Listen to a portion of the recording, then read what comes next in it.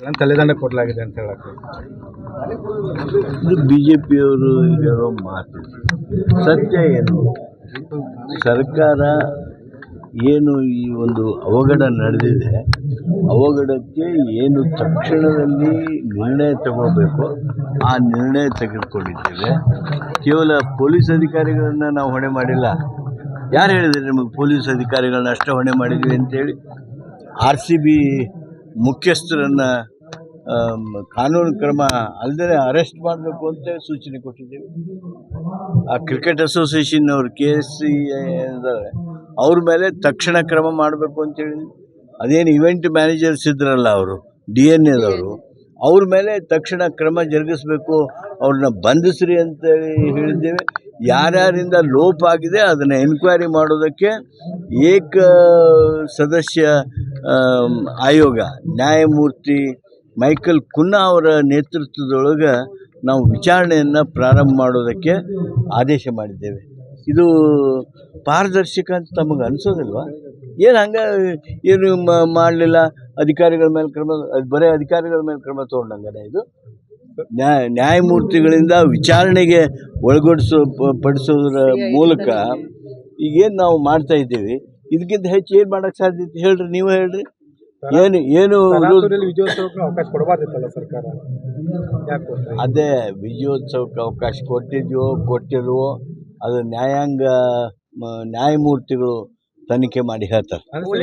ಮುಂಬೈಯಲ್ಲಿ ಈ ರೀತಿ ವಿಜಯೋತ್ಸವ ಮಾಡೋದು ಆಗೋದಿಲ್ಲ, ಬೆಂಗಳೂರಲ್ಲಿ ಫಸ್ಟ್ ಟೈಮ್ ಆಯಿತು ಅನ್ನೋದು ತುಲನೆ ಮಾಡಿ ಮಾತಾಡ್ತಾ ಇದ್ದಾರೆ ಸರ್. ನೋಡಿ, ಮುಂಬೈದಲ್ಲಿ ಆಯಿತು, ಹೈದರಾಬಾದಲ್ಲಿ ಆಯಿತು, ಕಲ್ಕತ್ತಾದಲ್ಲಿ ಆಯಿತು, ಇವನ್ನ ನಾವು ಹೋಲಿಕೆ ಮಾಡಿ ನೋಡೋದಿಲ್ಲ. ನಮ್ಮ ಬೆಂಗಳೂರೊಳಗೆ ಆಗಲೇಬಾರ್ದಾಗಿತ್ತು. ಯಾಕಾಯಿತು ಅನ್ನೋದು ನಮಗೂ ಇವತ್ತು ಅಚ್ಚರಿಯಾಗಿದೆ. ಆದರೆ ನ್ಯಾಯಮೂರ್ತಿಗಳು ಈಗ ಅದರ ವಿಚಾರಣೆ ಪ್ರಾರಂಭ ಮಾಡಿರೋದ್ರಿಂದ ಮಂತ್ರಿಗಳಾಗಿ ನಾವು ಆ ಘಟನೆ ಬಗ್ಗೆ ಯಾವುದೇ ರೀತಿಯಾಗಿರ್ತಕ್ಕಂಥ ವಿವರ ಅಥವಾ ವಿಶ್ಲೇಷಣೆ ಮಾಡೋದಿಲ್ಲ. ಸರ್, ಇಂಟೆಲಿಜೆನ್ಸ್ ಫೇಲ್ಯೂರ್ ಆಗಿದೆ ರಾಮಲಿಂಗಾರೆಡ್ಡಿ ಸರ್ ಹೇಳಿದರು, ಇಂಟೆಲಿಜೆನ್ಸ್ ಫೇಲ್ಯೂರ್ ಆಗಿದೆ ಅಂತ ಹೇಳಿದರು. ಅನುಭವಿಸಿದವರು ಅವ್ರಿಗೆ ಗೊತ್ತಿರಬಹುದು, ಆದರೆ ನನಗೆ ಅದ್ರ ಬಗ್ಗೆ ಮಾಹಿತಿ ಇಲ್ಲ. DCM ರಾಜೀನಾಮೆ ಕೊಡಬೇಕಂತ ಬಿಜೆಪಿಯಿಂದ ಒತ್ತಾಯ ಮಾಡ್ತಾ ಇದ್ದಾರೆ. ಗೃಹ ಸಚಿವರು ಅಲ್ಲರಿ, CM ಅವರು ತಕ್ಷಣ ಮಾಹಿತಿ ಬಂದ ಕೂಡಲೇ ದವಾಖಾನೆಗೆ ಹೋದರು. ನಮ್ಮ DCM ಅವರು ಸತ್ತು ಹೋಗಿದ್ದಾರೆ ಅಂತ ಅಂದ್ಕೂಡಲೇ ಅಲ್ಲಿ ಧಾವಿಸಿ ಯಾವುದೂ ಶಿಷ್ಟಾಚಾರ ನೋಡಲ್ದಂಗೆ, ಯಾವುದೇ ರೀತಿಯಾಗಿ ಸೆಕ್ಯೂರಿಟಿ ಏನಾದೀತು ಅನ್ನೋದನ್ನು ಗಮನಿಸ್ದಂಗೆ ಆ ಧಾವಿಸಿ ಆ ಸಾವು ಕಂಡಂಥ ಯುವಕರ ಮಧ್ಯದಲ್ಲಿ ಹೋಗಿ ನಿಂತಿರಲ್ಲ, ಅದು ಭಾಳ ನೋವು ನಿಮಗೆ. ಅದು ಆ ಉದ್ವೇಗದಲ್ಲಿ, ಮಾತಿನಲ್ಲಿ, ಭಾವನಾತ್ಮಕವಾಗಿ ಅವರು ತಮ್ಮನ್ನು ತಾವು ತೊಡಗಿಸ್ಕೊಂಡದ್ದು, ರಿಸ್ಕ್ನೊಳಗೆ ಹಾಕ್ಕೊಂಡಿರೋದು, ಅದು ಭಾರಿ ತಪ್ಪಾಯ್ತಾ ನಿಮಗೆ? ಏನು ಸತ್ರೂ ಅಳು ಬರಬಾರ್ದ? ಅಳುವಿನ ಮೇಲೆ ವ್ಯಾಖ್ಯಾನ ಮಾಡ್ತಾರೆ. ಸತ್ತಾಗ ಅಳುವು ಬರದೆ ಹೋದಂಥ ವ್ಯಕ್ತಿ ಅಥವಾ ಅದರ ಮೇಲೆ ವ್ಯಾಖ್ಯಾನ ಮಾಡ್ತಕ್ಕಂಥವ್ರು, ಅವರು ರಾಜಕೀಯದಲ್ಲಿ ಅವ್ರಿಗೆ ಏನು ಅನ್ಬೇಕೋ ಗೊತ್ತಿಲ್ಲ.